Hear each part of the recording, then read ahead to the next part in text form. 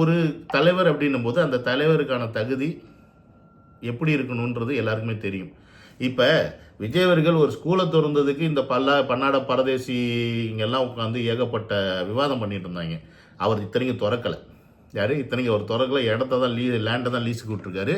அவர் வாலின்ற இந்த ஸ்கூலை திறக்கலைனாலும் துரைமுருகன் புதுசாக முளைச்ச ஒரு தற்குறி ஒன்று அருணோதயன்னு சொல்லிட்டு ஒருத்தன், இவங்க எல்லாம் உட்காந்து பேசிட்டு இருந்தீங்களே, இன்னைக்கு இந்த விஷயத்துக்கு நீங்கள் ஏன் வீடியோ போடல, ஏன் பேசலை? இப்போ அருணோதயன்ட்ட கேட்குறேன், தமிழ் தேசியத்தை பற்றி யாராவது தப்பாக பேசுனா, தமிழ் தேசியத்தை பற்றி யாராவது குறை சொன்னால் நான் உடனே அவங்கள தாக்குவேன்னு சொல்லி நீ வந்தேல, தமிழ் தேசியத்தை எடுத்து பேசி வந்தவன் தானே நாம் தமிழர் சீமான்.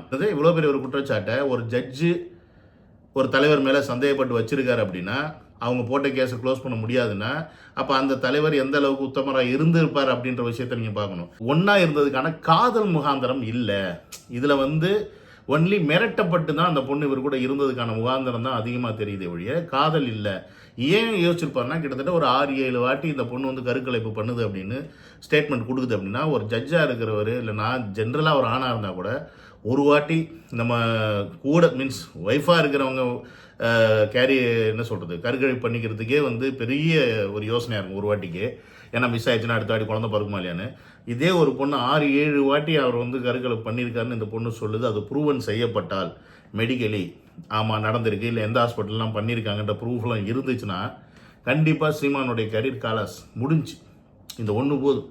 அதுக்கப்புறம் இவர் பணம் வாங்கியிருக்காரு, மிரட்டியிருக்காரு, வச்சிருக்காரு, அதெல்லாம் அடுத்தடுத்து இந்தியன் பீனல் கோடில் வரும். ஆனால் இந்த ஒரு விஷயமே மிகப்பெரிய ஸ்ட்ராங்கான ஒரு விஷயமா இருக்குது.